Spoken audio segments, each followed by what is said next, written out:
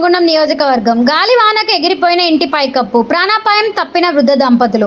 అధైర్యపడకండి, MLA మకాన్ సింగ్ అండగా ఉంటారని హామీ ఇచ్చిన కాంగ్రెస్ పార్టీ నాయకులు. అకాల వర్షానికి గాలివానకు ఎగిరిపోయిన పలు ఇళ్ల పైకప్పులు, నిరాశ్రయులైన నిరుపేద కుటుంబాలు.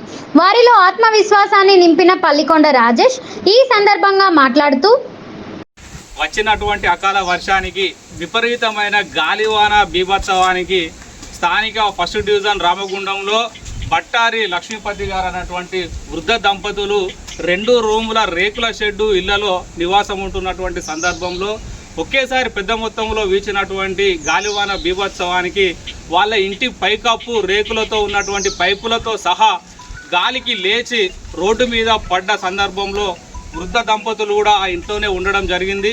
అదృష్టవశాత్తు రేకులన్నీ బయట వైపున రోడ్డు మీద పడడంతో వాళ్ళు ప్రాణంతో బయట పడడం జరిగింది.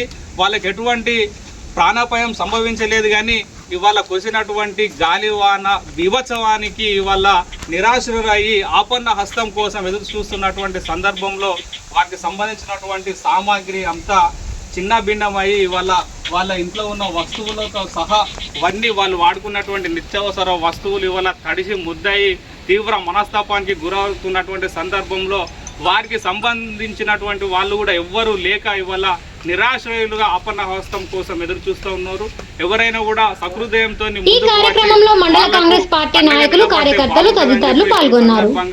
మిమ్మల్ని వాళ్ళ వృద్ధ దంపుల తరఫున బట్టారి లక్ష్మీపతి గారి కుటుంబ తరఫున మిమ్మల్ని మేము కోరుతూ ఉన్నాం. ఖచ్చితంగా వీళ్లకు అండగా నిలవాల్సిన అవసరం ఉన్నదని చెప్పేసి ఈ సందర్భంగా మరొక మారు తెలియజేస్తున్నాం.